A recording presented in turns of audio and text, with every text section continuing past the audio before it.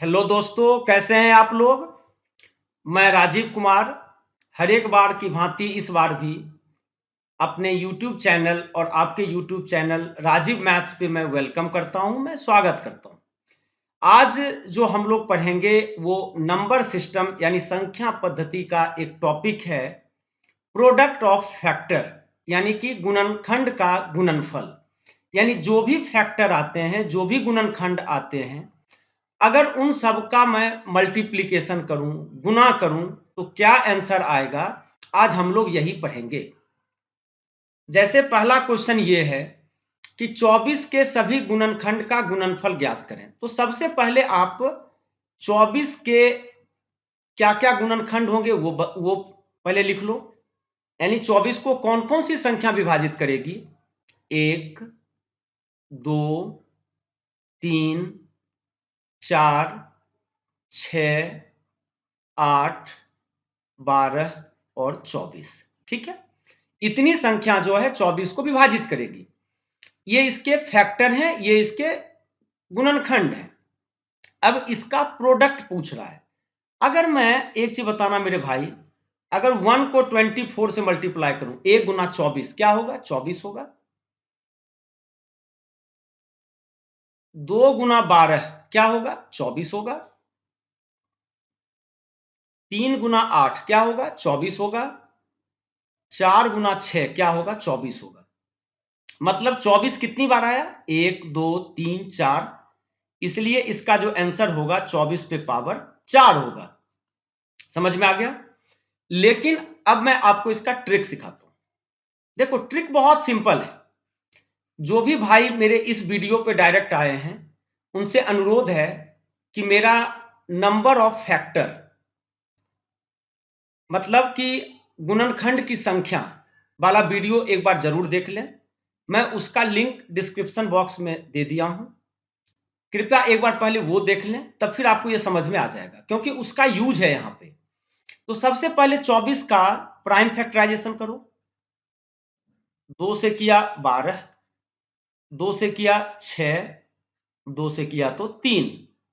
24 को क्या लिखेंगे हम लोग? 2 पे पावर 3 गुना 3 पे पावर 1। ठीक है, सबसे पहले इसका नंबर ऑफ फैक्टर निकालो, मतलब गुणनखंड की संख्या निकालो। तो वो क्या होता है, जो भी पावर होता है उसमें 1 ऐड करते हैं। 3 प्लस 1, अब यहां पे क्या है? 1 है, तो 1 प्लस 1, जो भी पावर होता है उसमें 1 हमेशा ऐड करके मल्टीप्लाई कर देते हैं। 3 प्लस 1 4, 1 गुना 1 2, 4 गुना 2 कितना हो गया? 8। इसका नंबर ऑफ फैक्टर कितना आ गया? 8। तो हम लोग क्या करते हैं गुणनफल के लिए, जो भी संख्या है उसका सबसे पहले नंबर ऑफ फैक्टर निकाल दो, नंबर ऑफ फैक्टर निकाल दो, और उसको 2 से डिवाइड कर दो। तो अब बताओ, 24 है, इसका गुणनखंड की संख्या कितनी थी? 8। 8 लिख दो और उसको 2 से डिवाइड कर दो। 2 4 जा 8। आंसर कितना आएगा? 24 पे पावर 4। ये इसका आंसर आएगा। उम्मीद करता हूं अब आपको ट्रिक समझ में आ गया होगा। चलो अब हम लोग दूसरा क्वेश्चन लेते हैं। 80 के सभी गुणनखंड का गुणनफल ज्ञात करें। ठीक है, तो पहले मैं ट्रिक से ही बता देता हूं। 80 का पहले आप प्राइम फैक्टराइजेशन कर दें, मतलब गुणनखंड निकाल लें। 2 से करेंगे तो 40, 2 से करेंगे तो कितना आएगा? 20, 2 से करेंगे तो 10, 2 से करेंगे तो 5। यानी हम लोग 80 को क्या लिखेंगे? 2 पे पावर 4 गुना 5 पे पावर 1। लिख लिया। अब पहले नंबर ऑफ फैक्टर निकालेंगे, मतलब गुणनखंड की संख्या निकालेंगे। तो ये 4 है, तो 4 प्लस 1 कर दिया। यहां पे 1 है तो 1 प्लस 1 कर दिया। 4 प्लस 1 5 गुना 2, गुणनखंड की संख्या कितनी हो गई मेरे प्यारे भाई? 10 हो गया। तो 80 के सभी गुणनखंड का गुणनफल पूछ रहा था, 80 लिख दिया। उस पे जो भी आया गुणनखंड की संख्या 10 है, उसको 2 से विभाजित कर दो। 2 पंचे 10, इसका आंसर कितना आएगा? 80 पे पावर 5। अब आपके मन में एक बात उठ रहा होगा कि क्या हर हमेशा जो नंबर ऑफ फैक्टर होता है, गुणनखंड की संख्या होती है, हमेशा क्या सम संख्या हो, इवन नंबर हो, मतलब कि हमेशा 2 से विभाजित हो? ऐसा कोई बात नहीं है। आपको ऑड नंबर भी मिल सकता है, विषम संख्या भी मिल सकता है। उसको कैसे करेंगे, तब वहां पे हम लोग क्या करेंगे, अब हम लोग अगले क्वेश्चन में देखते हैं। जैसे ये है 144 के सभी गुणनखंड का गुणनफल ज्ञात करें। तो पहले आप 144 का प्राइम फैक्टराइजेशन करना। 2 से किया 72, 2 से किया 36, 2 से किया 18, 2 से किया 9, 3 से किया 3। यानी कि 144 को हम लोग क्या लिखेंगे, 2 कितनी बार आया है, 4 बार, 2 पे पावर 4। 3 कितनी बार आया है, 2 बार, तो 3 पे पावर 2। अब जो भी पावर है उसमें 1 प्लस करेंगे, 4 प्लस 1 और 2 प्लस 1। 4 प्लस 1 5, 2 प्लस 1 3, 5 गुना 3 15। अब देखो यहां पे जो गुणनखंड की संख्या है वह एक विषम संख्या है, तो ये तो 2 से विभाजित नहीं होगा, लेकिन हमें पूछ रहा है, तो पहले जैसे करते हैं उस तरीके से कर दो। 144 पे पावर 15/2।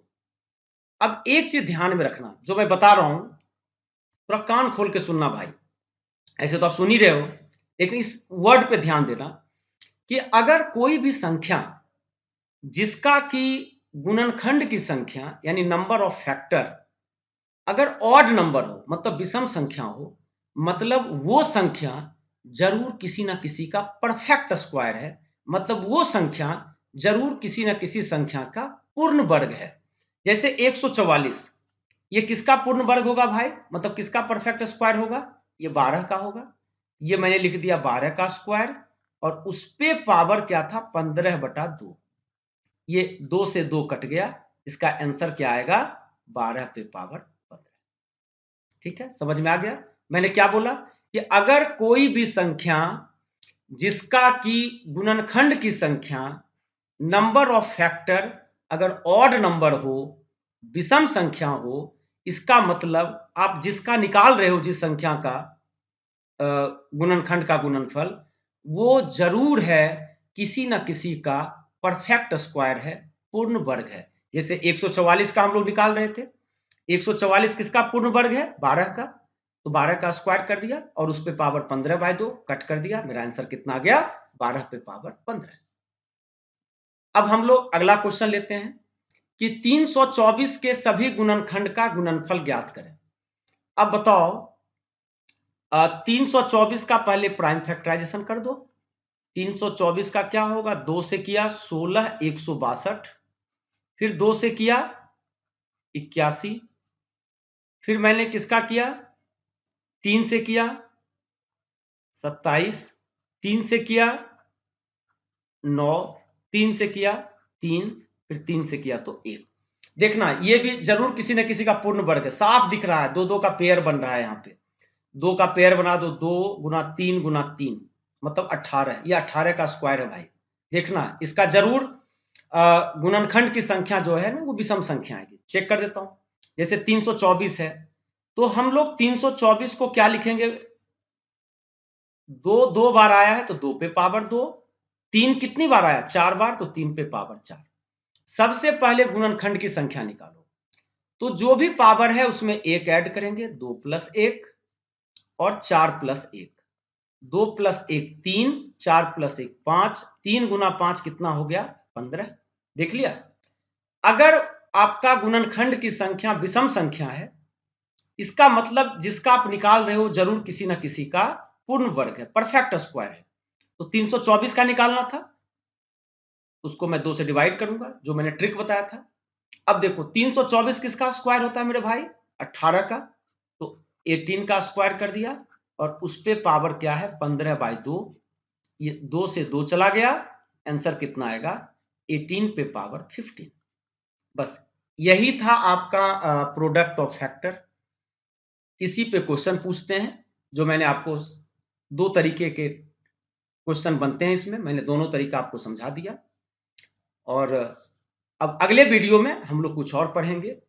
और अगर वीडियो अच्छा लगे तो जैसे मैं हर एक बार बोलता हूँ, इसको लाइक करना, इस पे कमेंट करना और शेयर जरूर कर देना इसको। ठीक है, धन्यवाद।